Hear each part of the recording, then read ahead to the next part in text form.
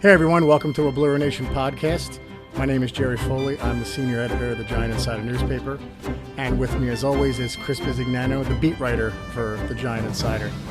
Well, it's Dallas week, and those of you, I should say, in North Jersey, New York, Connecticut, this is probably your biggest week of the year for the Giants.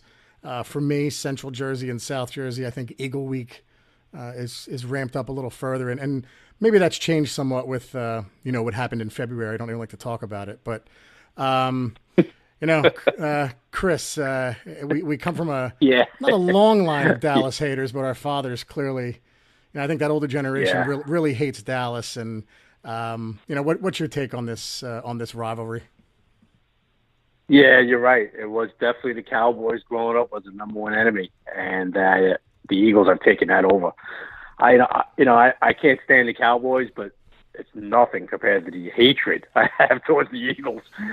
I mean, like you said, our dads were big time anti-Cowboy, but man, the Eagles have taken that one over, bud. Yeah, and I remember. Look, I was born in '74. I remember vaguely. The Giants just always having trouble with the Cowboys. '81 that changed, but I don't remember that. I mean, my first recollection of the Giants beating the Cowboys was '84, where they beat them, I think, 27-7. Andy Hedden had like a 90-yard fumble return because LT hit Hogaboom, and I know Byron Williams had like a 65-yard touchdown. And I'm not looking any of this up, buddy. But I would just remember. Oh, I know you're not Rain Man. That's why you call the Rain Man. And I remember two things in that game. One, I asked my dad, I said, why are they wearing white? Because I didn't get it. And because they were home. Yeah. And two, why are they so happy? I mean, I was 9 years old. I'm like, why, Dad, why are they so happy? And he's like, Jer, they never, ever beat Dallas. And two, obviously Parcells love to make Dallas wear blue, which I think they should go back to. But all that aside, bud, what do you see as the keys to victory for the Giants this week? Give me your top three.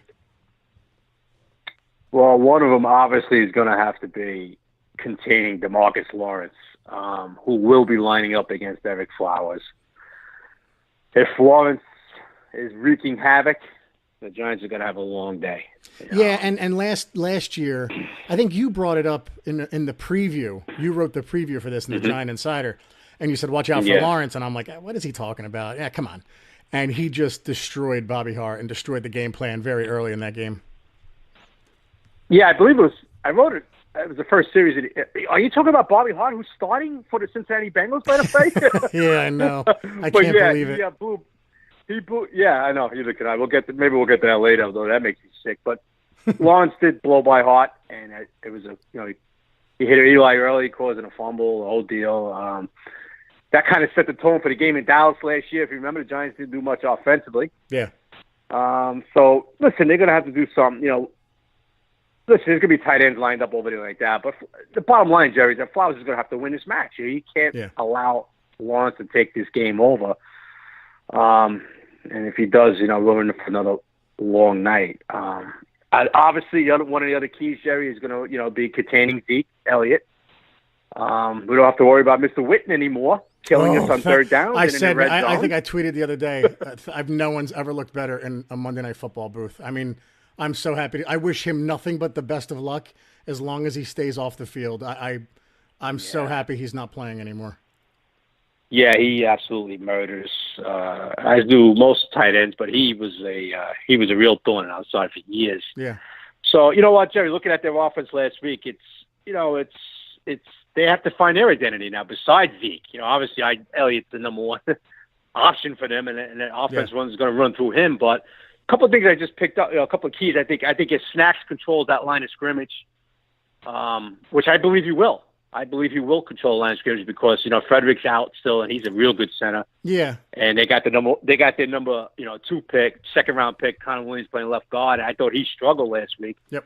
So I think if Snacks controls that line of scrimmage, we'll be right. With containing Elliott, obviously. So that's going to be big. And I guess the third one, buddy, is getting Odell. Odell's going to be a major factor. Yeah, I don't think their secondary is not very formidable, and I think the guy Byron Jones is really the only one I've even heard of. There's no one else I even know in that secondary right now.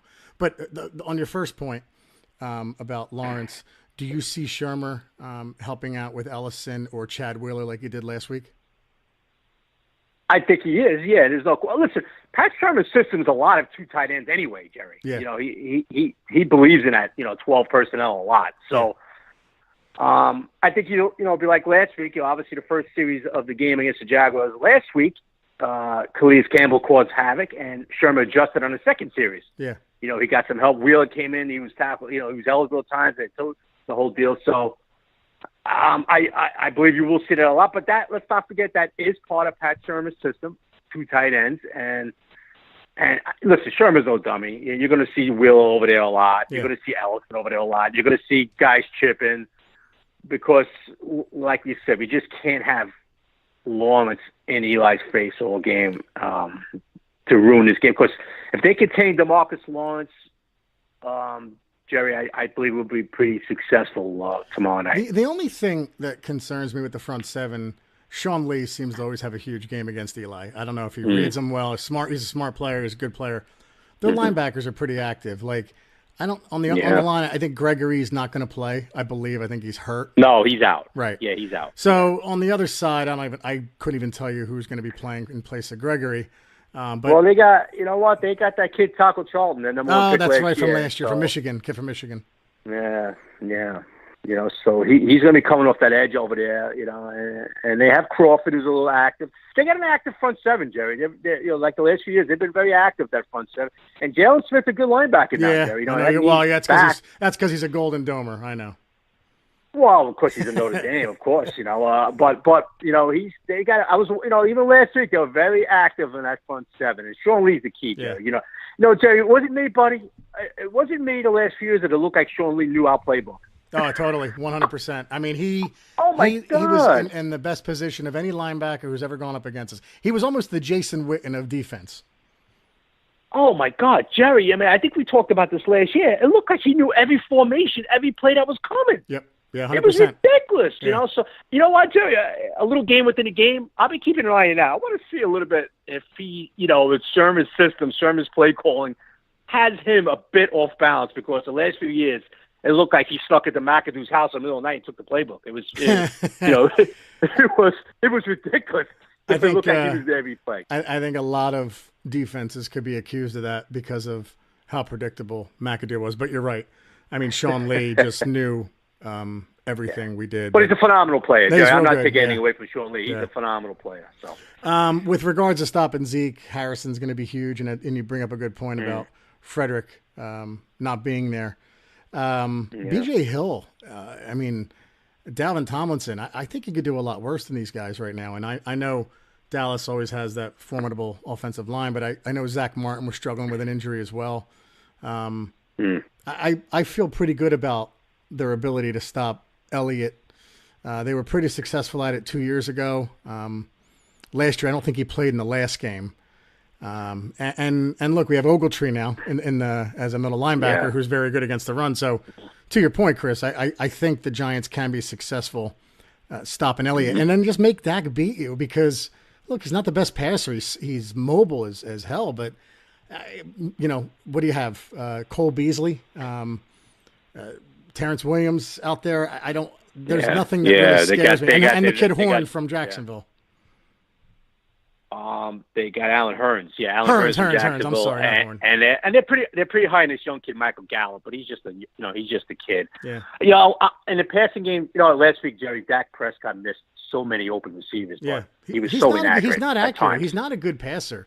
I mean, he said it his rookie year. Like I used to laugh because Eagle fans and Dallas fans would argue about their quarterbacks 2 years ago. And I would always think, man, if you put Carson Wentz on Dallas, forget it.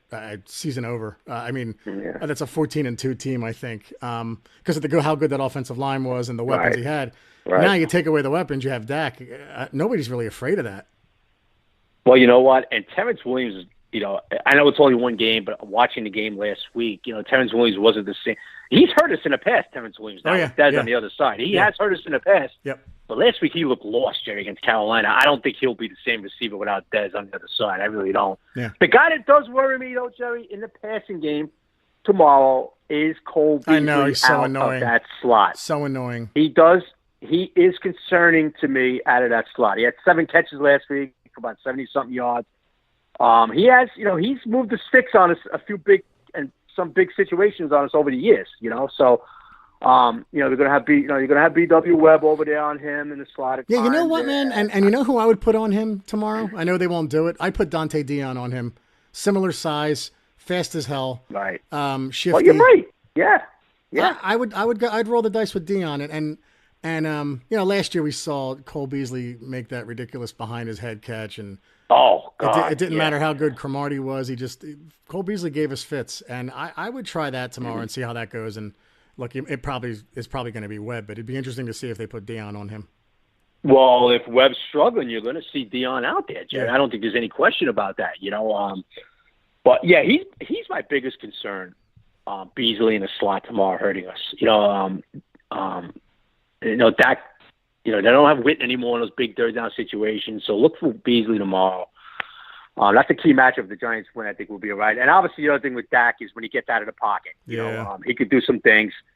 Throwing the ball down the field out of the pocket. You can't let him hurt you there. And, of course, running for first down. So that's, a different offense, Jerry. But like us, they're getting used to their system now without Dez, without Witt. So I expect them to be better tomorrow. I do expect the Dallas offensive line to play better tomorrow, and I expect the offense to be a little bit better. So and with your comment on Odell, I mean, I would expect this to be the week where Odell gets about $140 and 2 touchdowns. If there's going to be a week where he does it, it should be this one. As long as Eli can stay upright and Flowers doesn't, embarrass himself on the right side, or we have the right help there. Odell, Shepard, Ingram, drops aside, these guys should explode tomorrow night. Yeah. And I tell you what's interesting, Jerry, what's real interesting to me is that, they've had Rod Marinelli over there the last 3-4 years now. Yeah. And they're basically a Tampa 2 defense with the zone. Right. Yeah. This year, now, I know it's the Carolina game, and Shermer pointed that out this week too, is that they brought over Chris Richard, the old Seattle defensive coordinator. Yeah. He's an assistant defensive coach now, and they were playing a lot more man against Carolina. So that'd be interesting to see. They mixed it up last week from basically, they were basically just strictly 2 zone, and last week they went a lot of man. Now, Carolina does not have an Odell Beckham, right, and they don't have a Sterling Shepard either. So that's an interesting little game within the game. So I want to see how they match up against the Giant receivers, if they strictly go 2 zone or they do mix it in with a lot of man. Obviously, when they do go into man, Giants have to take advantage. Even with Byron Jerry, listen, we talked about this last week. Jalen Ramsey's a heck of a corner, and he was no match for Odell. He really wasn't. None. And anybody who says he was didn't watch the game. Odell owned him. They didn't completely watch the game. Owned him. No. He completely owned Jalen Ramsey in the few times that he was matched up one-on-one, right, which wasn't that much. It was a few times, Yeah. A lot of people thought, I read on Twitter, and some people they thought Jalen was with him the whole game. That's absolutely not true. Absolutely not true. Me personally, Jerry, the way Odell looked last week, the way he looks, I've seen him look like this for months now in practices. I don't believe there's one corner in this league that could play him man-to-man for 60 minutes. Not one. I agree with that'll you. Be interesting. That'll be interesting to see how the Cowboys attack him tomorrow. I've said it, man. I think when he's healthy and his head's on straight, I don't think there's anybody better. I don't care. Antonio Brown, all due respect. Julio Jones, the kid in Houston, A.J. Green. I don't think anyone's – I think he's the best one of them all. But yeah. He's on a mission, Jerry. Odell's on a mission. But, continue. I'm sorry. Yeah, no, I agree. Looks like Olivia Vernon's going to be out again tomorrow. I would suspect Lorenzo Carter's going to get more snaps than Barwin, but you pointed out something fascinating on Twitter. In 6 games against the Cowboys, Barwin has 6 sacks. Mm-hmm. Now, I don't know how long ago that was, and the Giants seem to love Carter, but I would expect Carter to play tomorrow. What about you? Play more tomorrow, I should say. What about you? Yeah, well, Carter is definitely going to get more snaps than Barwin tomorrow. I don't think Bill McGovern talked about Carter this week. Yeah. They really like his progress. They really feel the kid is coming on. Played a lot last week. I think he'll get even more snaps this week. You'll see Ballman in there, obviously, on passing situations, and he'll be in on a mix, but Carter will get the majority of the snaps over in that position. Ballman, he's had success against the Cowboys last 6 games. He's had a sack in each one. Hopefully that continues tomorrow. Listen, Laurel Collins over at right tackle for the Cowboys didn't look that good last week. I know Sherman was being nice this week. He said, I looked at the Cowboys. Their line looked like they played pretty good. I think he was being nice because they gave him 6 sacks and numerous pressures last week. They didn't look that good. So Collins, I thought, struggled at right tackle. Tyron Smith was pretty good at left tackle, but I expect him to. I expect Ballman to be a little active tomorrow, Jerry. Hopefully he continues that streak, but we got to get to this. We got to get to the quarterback. Yeah, and they had a lot of pressures last week, but it was manufactured by blitzing. I had 1 sack, half a sack between. Kerry Wynn and Martin. Wynn and Martin. Yeah. You brought up an interesting guy, Collins, and he was one that was supposed to go in the first or second round of the Eric Flowers draft, but there was something tragic that happened, I believe, with either his girlfriend or somebody, and he slipped, and no one wanted to touch him. And I just thought at the time I was with the reporters, with the media during that draft, and I just thought, why wouldn't they take a flyer on him in the 7th round? And if it happened, then it's a 7th round pick and it goes away, and you cut him. But if it didn't, look what you get. And what happened? He ended up signing as a free agent with the Cowboys, and that was just starting right tackle. Do you know who we took in the 7th round that year? Who we took? Yeah. I don't remember. Bobby Hart. Years ago. Bobby Hart. Oh, Bobby Hart. Yeah, that's right. So, for the last 3 years, I've been thinking, man, we could have had Collins for a 7th round pick. And again, if he was guilty of anything, you cut him. It's a 7th round pick. How many 7th round picks stick with the Giants outside of Ahmad Bradshaw? But anyway, every time I see him, I think of that, and I just think there was Reese again, Jerry, not thinking outside of the box. Jerry, not to defend Reese on it, but just a little quick, do I really blame the Giants? You got to remember something, Jerry. He was under suspicion for homicide, for murder. No, I know. And my point is, though, if he's guilty, you cut him. I totally understand your point. Yeah, no, I know. I totally understand what you said. You're like, if he was guilty, then what's the big deal? It's a 7th round pick. Or 7th round pick stink anyway. I'm just thinking along the lines of the Giants. Like, I guess they didn't want to take a guy that was under suspicion of maybe murdering somebody. I don't know. Yeah. But you're like me, Jerry. I would have been like, I don't care. Take him anyway. You're like, it's a good point, Chris. I want to win. I know. Listen, it's a cutthroat business. I agree with you. And you know what? Personally, I think Collins is a better guard than tackle. He played guard for the Cowboys. Yeah. And they moved him over to tackle last year, and he's not the same player as a tackle. But hey, that's the way it is. He's a good player. The Cowboys took a fly on him, and it's kind of worked out. I think he was a guard at LSU, and I my mock draft had Andrus Peat going in the first round of the Giants, and Collins going in the second. Now we did get another Collins. We had Landon, so I'm fine with that pick. But anyway, we could have had a very quality offensive lineman. But you're right. I know the Giants wanted to stay away from that. But yeah. Speaking of Landon, he's going to be a major key tomorrow too. Roaming around that box with Zeke. Yeah, he just can't get fooled into the play action a bit like he did last week. It seemed like they fooled him 3 times on the same. I know they fooled him on the goal line. With that screen, but it just seems like the Giants fell for that. He fell for that a lot. He had an off game. What did you think? Yeah, I was just going to ask you that, Jerry. What did you think about Landon's play last?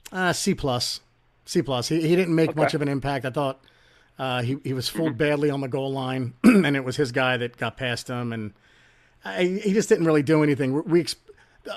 We're spoiled from him from 2016. So when he doesn't have a great game, everybody thinks he had a terrible game. He didn't have a terrible game. He just didn't really do that much. I think he ended up with 6 tackles, but they were pretty nondescript for the most part.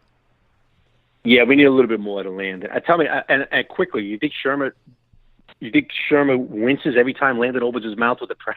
Yes. I mean, he had the thing with the flowers in the offseason where Sherman basically said, "Shut up." And then he called Eli Apple. Dak Prescott. Yeah, and then last year he called Eli Apple a cancer, and not for anything. But man, Eli Apple, I think, had the game of the.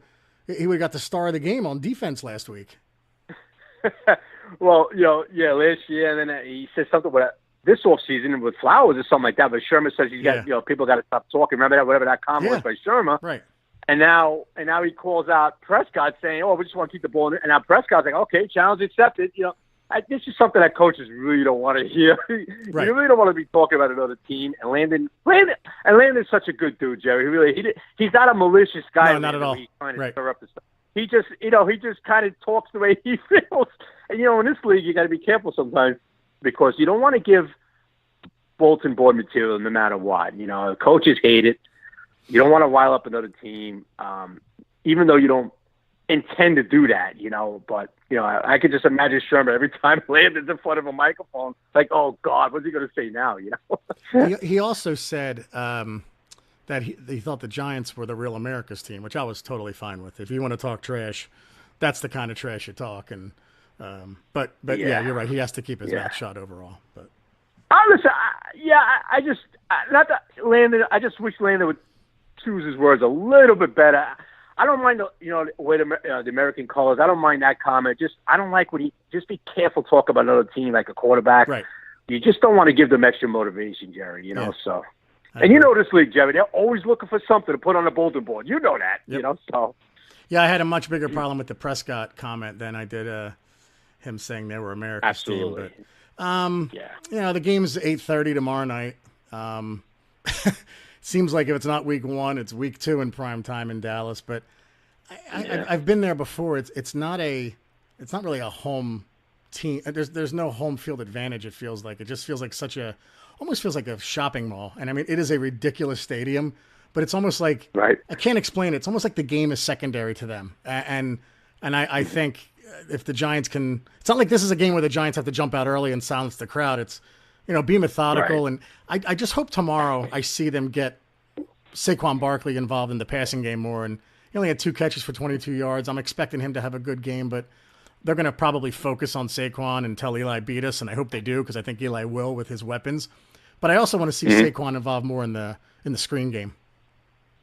Yeah, I like to see that myself. I like to see him get him out of that flat or get him on a wheel route. I like to see all kinds of stuff with Saquon.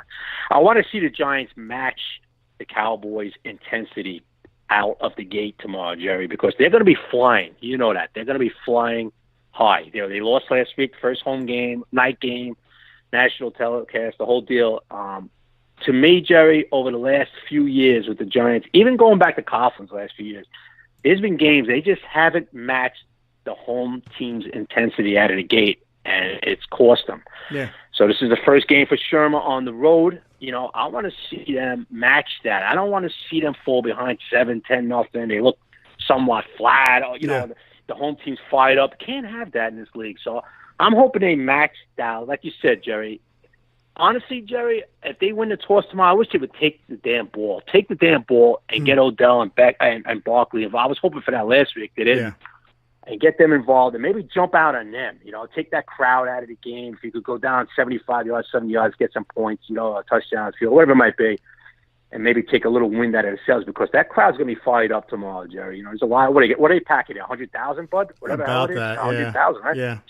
And like you said, it's that game against the Giants, Sunday night, first home game. So I just hope they don't come out with a dud out of the gate, bud. All right, buddy. We'll pick that game last. So let's do the picks tomorrow. 1:00, Chiefs at Steelers. Who do you got? Well, this whole Ben Roethlisberger thing has thrown a little bit of a wrench in here. I mean, he's had a sore elbow all week. He practiced yesterday, but he's going to play. No Le'Veon Bell again, and O'Connor played well this week. The Chiefs did some things last week. They gave up a lot of yards, though, so I'm going to go with the Steelers tomorrow at home. Yeah, Mahomes looked better than I thought. He's got a lot of talent, but I didn't think he was that far along.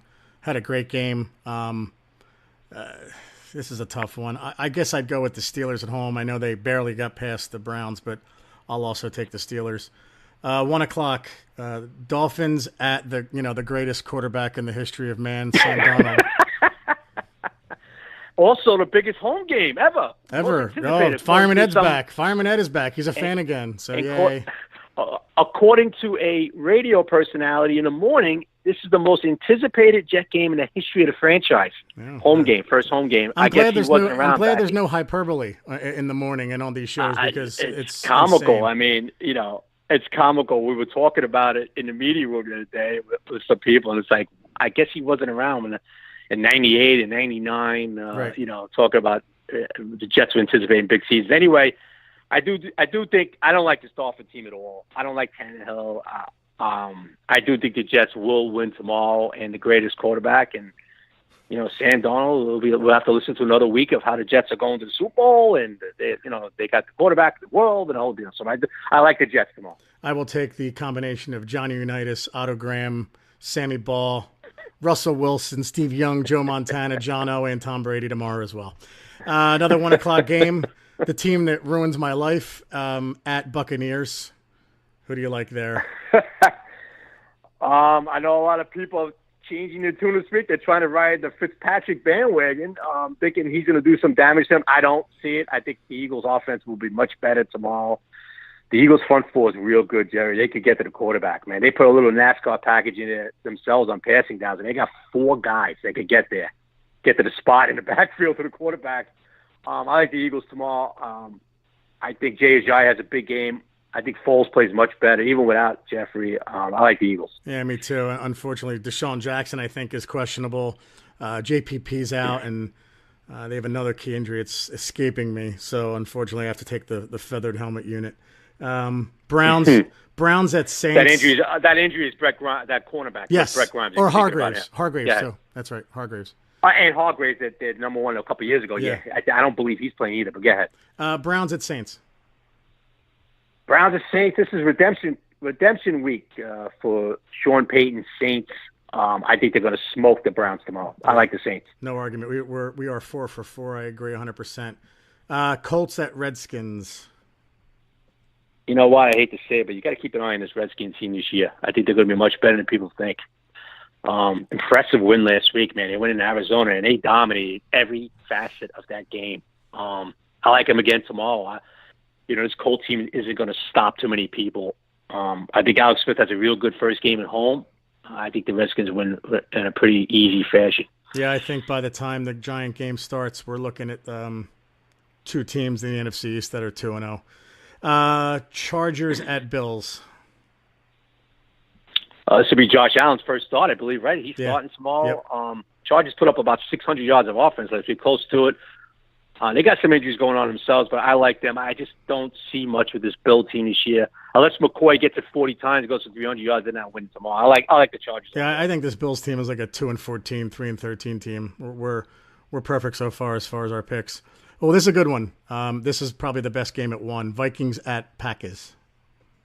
Yeah. Rodgers looks like he's going to go, but his knee's not 100%. I mean, I like the Vikings. I think this is a big game for Kirk Cousins to show the Viking Nation, why they gave him all that money. This is why they gave him that huge contract, Jerry, to win on the road in Lambeau, in a big division game.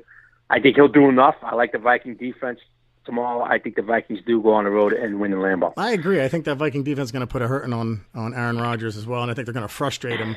And like you said, the upgrade from Case Keenum to Cousins can't be understated. I think the Vikings are a 12-4 team at least, and I like them tomorrow as well.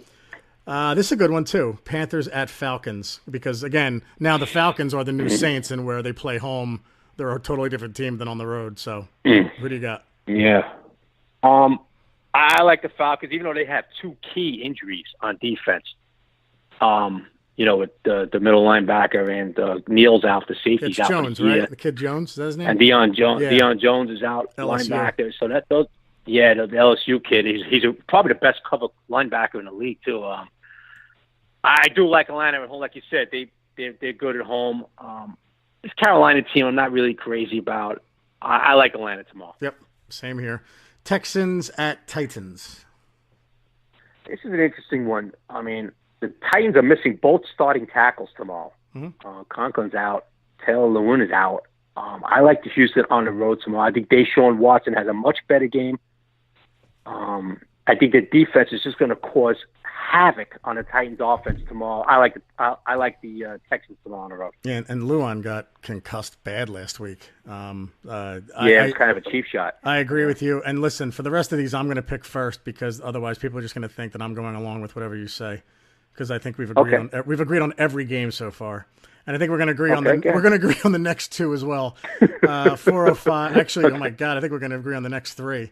Cardinals at Rams at 405. I'm going with the Rams. They're way better than the Cardinals. The Cardinals are a disaster.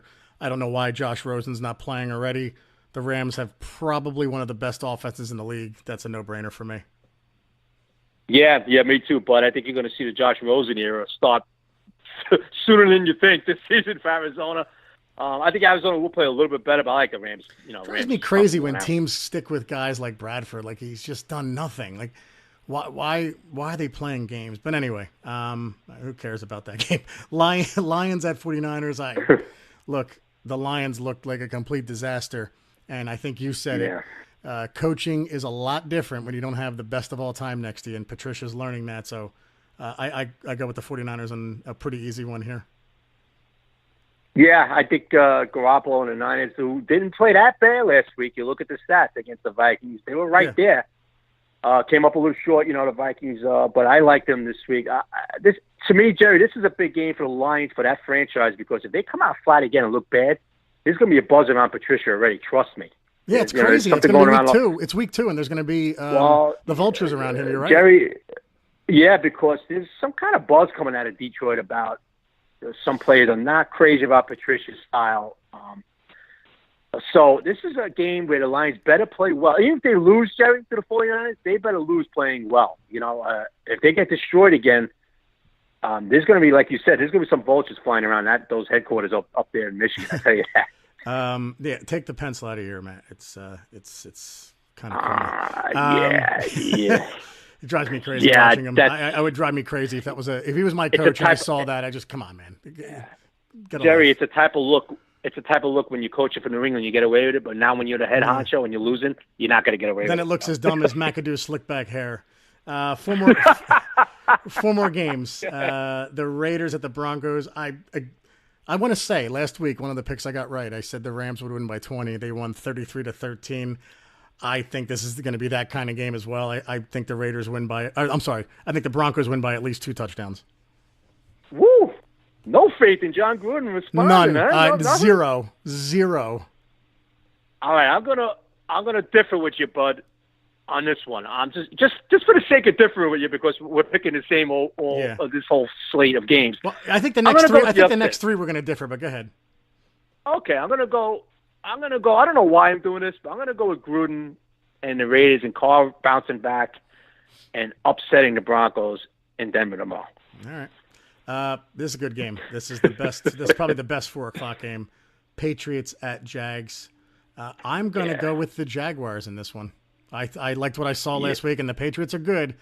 But again, that front 7 is going to get on Tom Brady, and I think away from Foxborough, I like the Jags to win this one by a very close game, like maybe by a field goal, but I think they're going to win. Right. I am going to differ with you on this one too, bud. I'm going to go New England in a close one. I like the way New England's defense got after the quarterback a little bit last week on Watson. I think they're going to force Bortles a couple mistakes. I think New England with a real tight one pulls this one out. Yeah, and that's one thing they had to improve from last year, because the Super Bowl was such a disaster. That defense was horrible. So they did need to upgrade that. Monday night, Seahawks at Bears. This is tough. I'm going to go with the Bears. I agree with what you said last week. Like, it's Russell Wilson and nobody else. I think the Bears should have beaten Green Bay, and I think Aaron Rodgers pulled that Willis Reed thing last week, and otherwise I think they would have won. I'm going to go with the Bears in a 7-point to 10-point game. Yeah, I agree with you, Jerry. I like this Bear team. I like the young talent, and of course, adding Mack he's just right there. Now he has another week of practice, getting the legs under him. Seattle's offensive line is just not good. I mean, their right tackle, the number 1 pick a couple years ago, Feedy's playing right tackle, and he was getting destroyed last week by Von Miller. Now you got Mack this week coming over there. I think Seattle, they get dominated by the Bears up front. I like the Bears by about 14, 10 points too myself. All right, and the game of the week for all of us, Giants at Cowboys. You go first. Wait a minute. I thought you were going first. You know what? What happened now? Because we had enough differences to where we know it's not planned. So you go ahead. All right. I'll let you go first. I'm going to have to stick to my Giant Insider preview, where I went with this House of Horrors the last few years and Jerry Jones's world over there. I'm going to stick with it. I think we have a few crucial turnovers in this game, and the Cowboys edge us. I hate to say it, but I just think the Cowboys are going to edge us. I would have agreed with you, but since they lost week 1, the Giants, and they I think they realized how close they were to beating a very good team.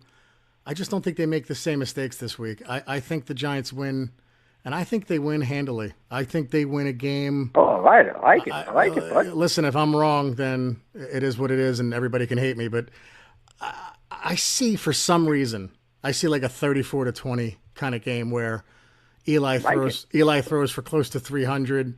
Odell, like I said, $150 and 2 touchdowns. Barkley should get 80 on the ground, another 40 in the air, and I just think the Giants are better than a lot of people think, and I think based on because of what happened last week, if they win last week, I think they lose this game because they probably feel very good, but because they lost and they played a very good team, very close and should have won, I actually think they take it this week. I think they take it to Dallas. That sounds good. What do you agree with me about if they win the coin toss, maybe you should take the ball? Do you agree with that, or do you like deferring all the time too? It's tough to say. If this was the '80s, if this was let's put the headset on Jerry Foley. He's on the sideline. No, we get the coin toss is dead. Take the ball. The Giants have won the course. What are you doing, Coach? Taking the ball. Take the ball. I was going to say. I like that. Yeah, I mean, I know the trend in this league the last 3-4 years. Everybody has to defer. I just, I was in the media last week, Jerry. I was in a press box. I was talking to a few guys next to me, and I was like, I hope we take the ball if we win the toss, and we deferred. I hope they take it tomorrow if they win the toss. Yeah, probably won't. I'm probably going to be wrong. I think that if it was the 80s or if it was 2007 or even 2011 when our defense, or 2016 even, when the defense was very good and got after the quarterback, I think that's maybe when you defer. But right now, I think the identity of this team is the offense. Even though the defense played really well last week, right? I think you have to establish a long drive or even a 2-play drive. I don't care. Just get in the end zone, Odell or Barkley, but score quickly, like you said. I'm in complete agreement with you, Jerry. Quickly, how did you like Eric Riley's play last week?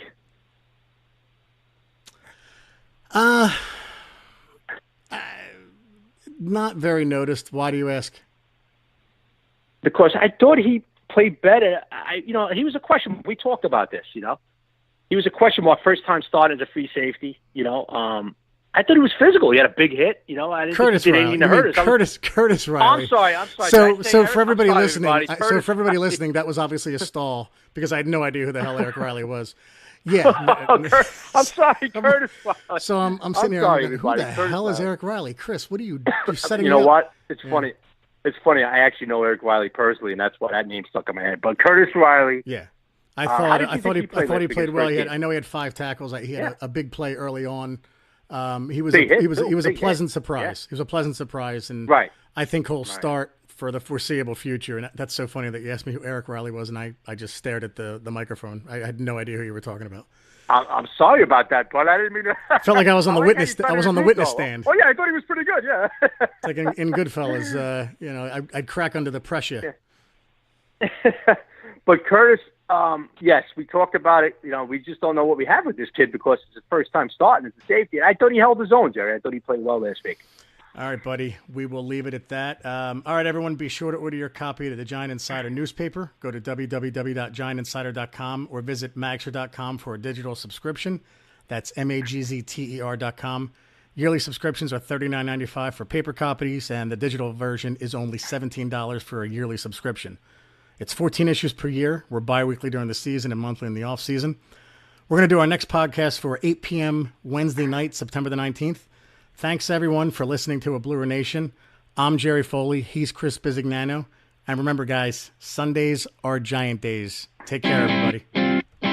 Take care.